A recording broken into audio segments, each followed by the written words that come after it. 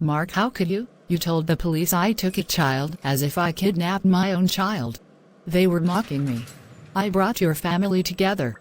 You did not speak to them for over 5 years, and I brought you guys together and you took away my baby. Mark, when you told me to move to Tennessee, I told you I had a bad feeling. I did not want to go, but you told me that it is best for Matthew to be close to your family. I gave in and said okay. You know what I endure with your mother, you know what she put me through, and still I try to get along with her. I never thought that 2 years later, you would send police after me to separate my child from me when I brought your family back together. Adim continued to cry and lament. Meanwhile in Canada. Jail. What? Oh my God, Sharon. What happened? She and Mark decided to take some time apart. She has been living with Matthew alone in a place for about a month now. She took Matthew to see Mark, and that's when she discovered a woman in their house. They got into a big fight and she took Matthew and left. The next thing, she was pulled over by the police. They took Matthew from her. They thought that she was Matthew's nanny, and like she just took him away. She told them to call her husband, and that's when they told her that her husband was the one who called the police. Her bail is set at $25,000. $25,000? We don't have that kind of money, Sharon.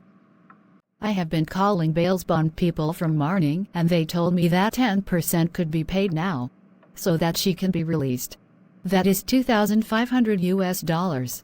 Anyone that is bailing her, they can send the money directly to them.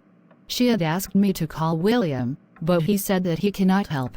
You should have never called him. I think he planned with Mark and set her up to take away her child. God sees them though. Before Adim got pregnant with Matthew, 2 months before, she called me in the night crying, saying that Mark, who was drinking, pushed her and she is all cut up and bleeding. I told her to get away from that guy. She did not. Instead, about a month later, she called to say that she is pregnant for him. God, I wish she had listened to us. It's okay, Sharon. I will send the $2,500. Oh, Charmaine, you will do that. But Deem's been mad at you, and have not spoken to you for 2 months. Sharon, none of that matters. She is our sister and she needs us now. You know, I was always asking you how she was doing, this past couple months that she was not speaking to me. Besides, we were all raised to always be there for each other, no matter what. Tell me the information, and I will go and send the money, right now. I will call you back with the transfer code, afterwards. 2 months earlier, Charmaine flashback. Deem, I think it is a very bad idea. Even Mama said, no one is in agreement for William to come and see you. It is enough talking on the phone, Deem. Yes, he has been there for the family and he helped me with the money to pay for the immigration, few years back. But Marie always had a weird feeling about him, and he was calling me all the time since he helped me with that money, wanting to send me more and sending gifts, and then I tell him that there can be nothing between us, and that I can send and pay him back what he helped me with. Of course he refused. Your life in America went downhill because of him, Deem. He cost you your relationship with Jeff. You were even seeing flashes of him and Alan face, Deem. How can you allow him to come and see you after all this time? You are a mother now. You start a different life with Mark.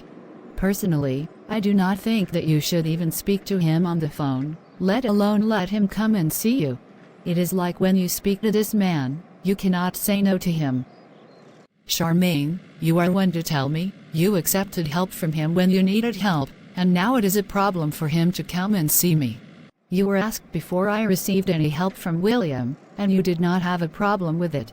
I offered to pay him back, and he said some story about pastor telling to do restitution to our family because of what he did to you. Deem, please do not let William come and see you. No one have a good feeling about it. I think it's a mistake. Charmaine, I feel really sorry for him. He was crying and saying that things did not work for a relationship with him. It would mean the world to him if I would let him see my son. I don't see any harm in it. The same way, you did not see any harm to stop off with him in Georgia, instead of going straight to Jeff. But look what it cost you. I did not want to say this to you, but if this will prevent you from letting him come, so be it. When he came up here and he thought that since you moved on with your life, he and I could get together, and he began to cry and said that he did not mean to do anything bad to you, but the fortune teller told him that he had too. One craziness after the other, he was speaking. Once I heard about fortune teller, I made a decision that I want nothing to do with him. Deem, he is mixing, have nothing to do with him, and most of all he does not need to see you, or your baby. He tried to talk badly about you to Marie and Marie stopped him.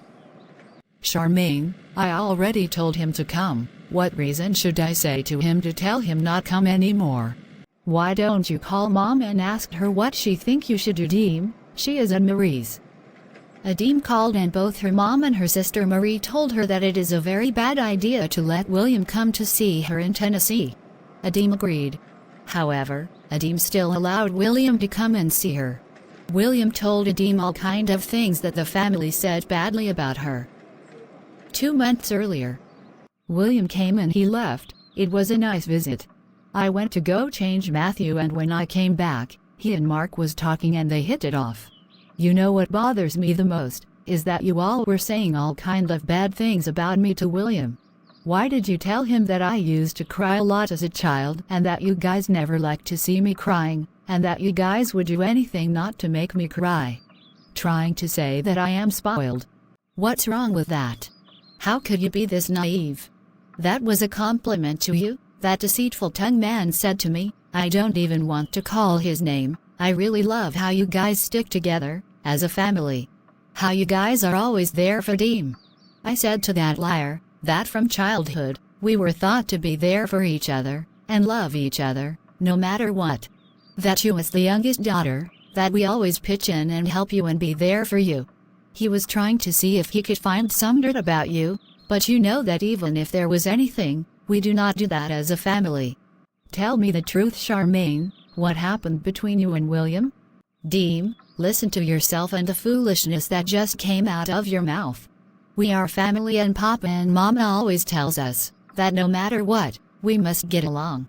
Even if we have differences, we must make up and always be there for each other. How can you be this naive? How can you be this blindly trusting of this man? You left this man alone with Mark after what he did with Jeff. If I did not believe before, I am completely convinced that he hates you, and if he could get away with it he would kill you. Marie never trusted him. She always saw something no good with him.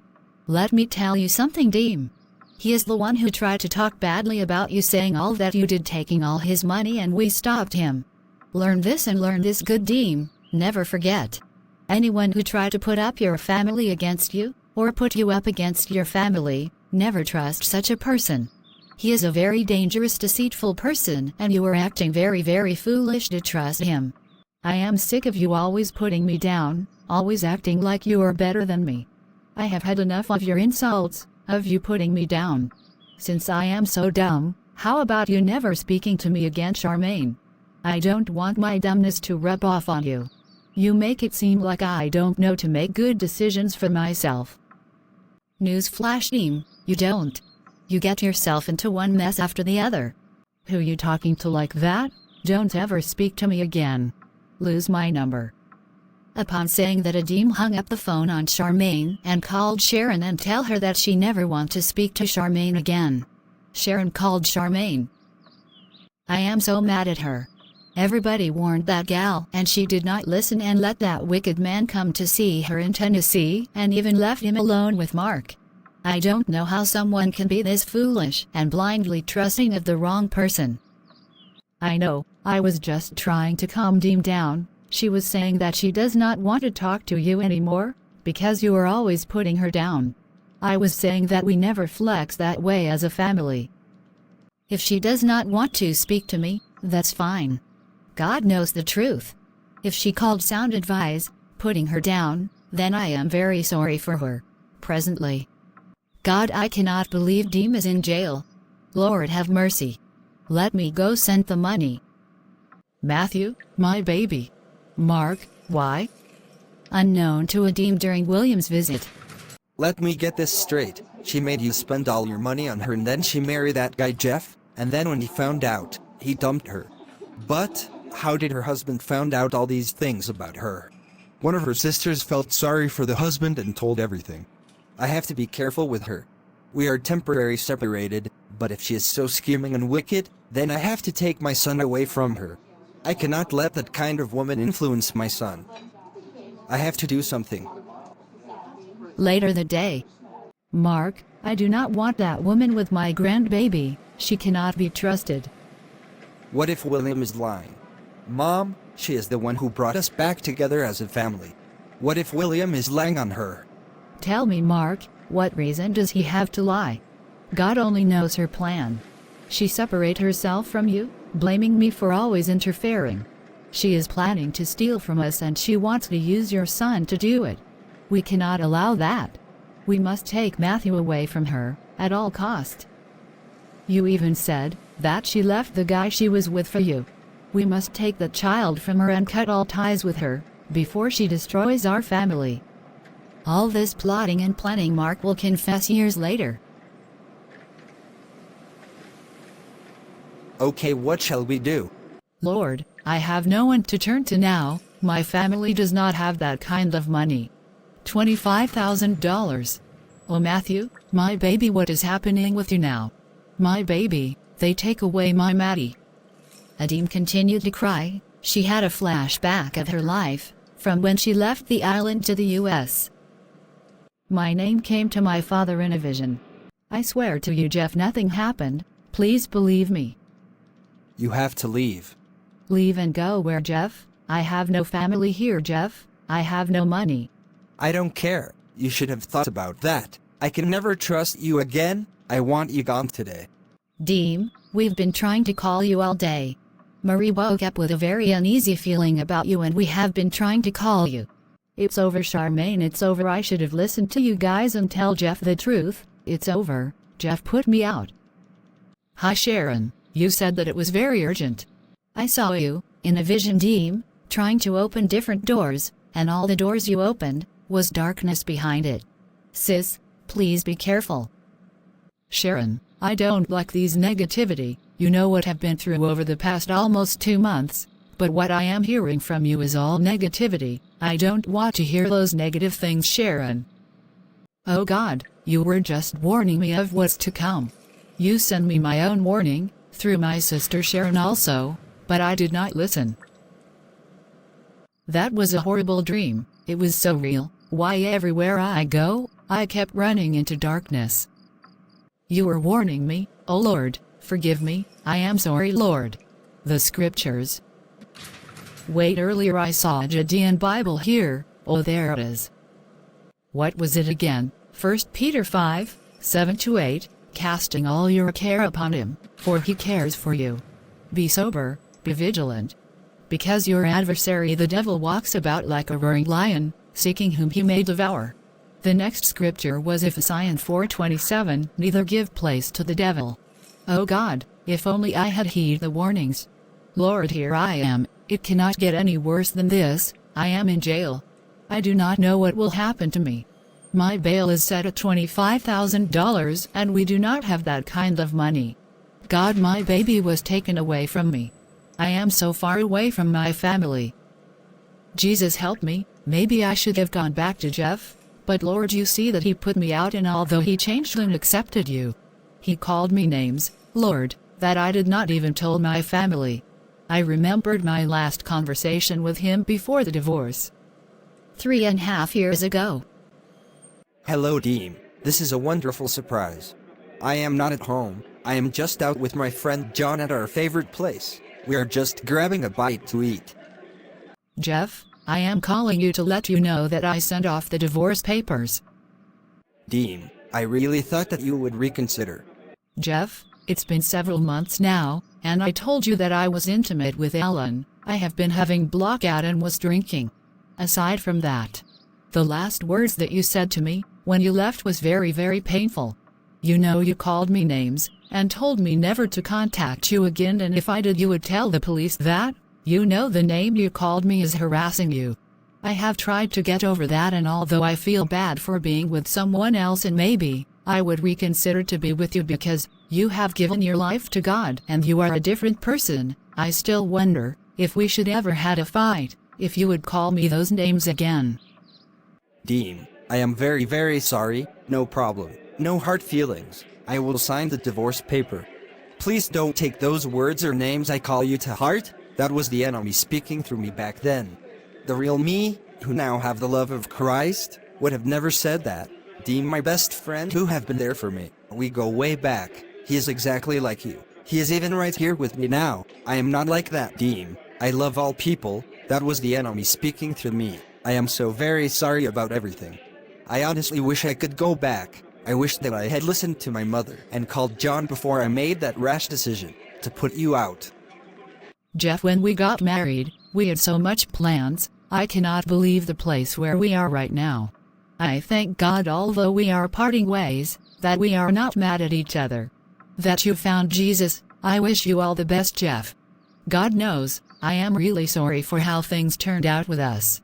It's okay, Deem. I wish that I could go back and change everything. I wish I did not call you names, put you out. I have so much regrets.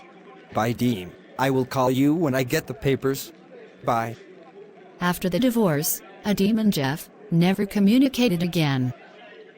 Oh God, the different runs of my life. I have not spoken to Jeff in years now. I hope that you provide someone good for him, Lord. You send me warning through your words, warning through my family. Oh God, look where I am in jail with no hope. Please have mercy upon me, Lord. Please forgive me, Lord. Please help me. My baby Maddie, my little Maddie, they took him from me. I should not have come to this country. So much things have happened to me since I come here. I have so much regrets, but I don't regret having my Maddie. Father, please bring him back to me. Adim continued to cry, and then she heard, "You have made bail." I have made bail. Oh God, thank you. You give me mercy. Help me to get my son back, please. Thank you for watching. See you soon in Redeem Part 11. Have a wonderful day.